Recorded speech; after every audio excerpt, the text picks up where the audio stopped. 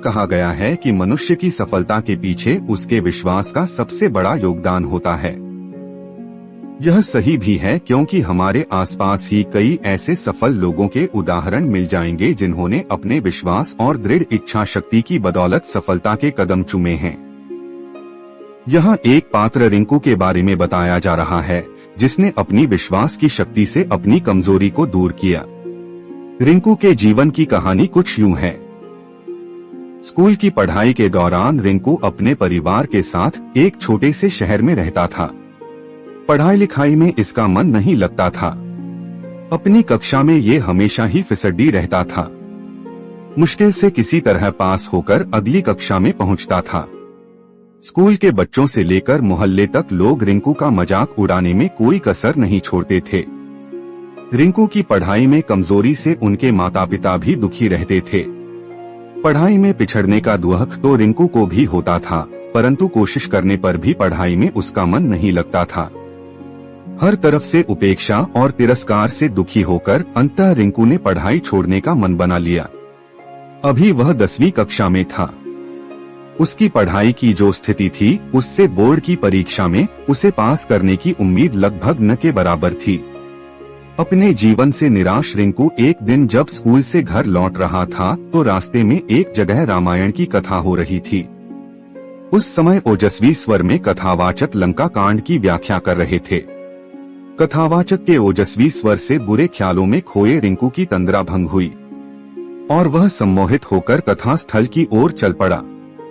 कथा स्थल पर पहुंचकर वह जगह बनाते हुए आगे की पंक्ति में जा बैठा। रिंकू को देखकर कथावाचक मुस्कुराए और अपनी कथा को जारी रखा। रिंकू एकाग्रता से कथा के एक एक शब्द को सुन रहा था। इस समय कथावाचक कह रहे थे, समस्या बड़ी गंभीर थी। सागर तट पर भगवान राम की सेना के सभी योद्धा लक्ष्मण, हनुमान, सुग्रीव, अंगद आदि गंभीर सोच में डूबे थे। जटायु से यह तो पता लग गया था कि रावण सीता को लेकर दक्षिण दिशा में उफनते समुद्र के पार स्थित अपने राज्य लंका में गया है, परंतु इस विशाल समुद्र को लांघकर लंका जाएगा कौन? समस्या विकट थी। तभी वहाँ की शांति सुग्रीव के आवाज से भंग हुई। सुग्रीव ने प्रभु राम से कहा कि हमारे बीच एक ऐसे दिव्य शक्ति है जो समुद्र लांघकर लंका जा सकती है। तब भगवान राम की जिज्ञासा को शांत करने के लिए सुग्रीव ने महाबली हनुमान की ओर देखा। सुग्रीव के संकेत से हनुमान जी सकपका गए। हनुमान जी की असमंजसता को भांपते हुए सुग्रीव ने कहा, हे पवन पुत्र, संभवतः आपको अपनी शक्ति का ज्ञान नहीं है।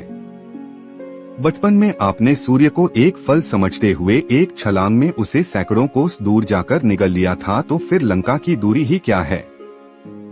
जरूरत है तो सिर्फ आपको अपने विश्वास को जगाने की। आप जब अपने विश्वास को जगा लेंगे और मन में ठान लेंगे तो शक्ति आप में स्वतः आ जाएगी। सुग्रीव की बात सुनकर एक तरफ जहां हनुमान जी को आश्चर्य हुआ, वहीं उनका विश्वास भी जागा और वे समुद्र लांघने को तैयार हो गए। अगले ही दिन उन्होंने पूर्ण विश्वास के साथ समुद्र लांघते हुए लंका की ओर प्रस्थान किया। रास्ते में मुश्किलें तो बहुत आईं, फिर भी वे सभी मुश्किलों को परास्त करते हुए लंका में मां सीता को ढूंढने में सफल हुए। वहां कथावाचक के एक एक शब्द को मंत्रमुग्ध होकर सुन रहे रिंकू का नया जन्म हो चुका था। कुछ समय पहले तक जिस रिंकू की आंखों से निराशा के भाव झलक रहे थे, अब उसकी आंखों में चमक थी। उसके शरीर में उत्साह और स्फूर्ति का संचार होने लगा था। कथा खत्म होने के साथ ही वह तेजी से घर की ओर चल पड़ा। उसे सफलता का मूल मंत्र मिल चुका था। वह मन ही मन सोच रहा था कि जब हनुमान जी ने अपने विश्वास से शक्ति अर्जित कर समुद्र को लांघ लिया था, तो पढ़ाई कौन सी बड़ी बाधा है। उसी दिन से रिंकू ने प्रण कर लिया कि वह ध्यान लगाकर खूब पढ़ेगा और सफलता अवश्य प्राप्त करेगा। उसकी मेहनत रंग लाई।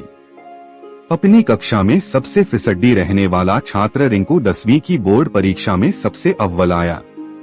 इसके बाद रिंकू ने पीछे मुड़कर नहीं देखा और जिंदगी में हमेशा अव्वल ही आता रहा।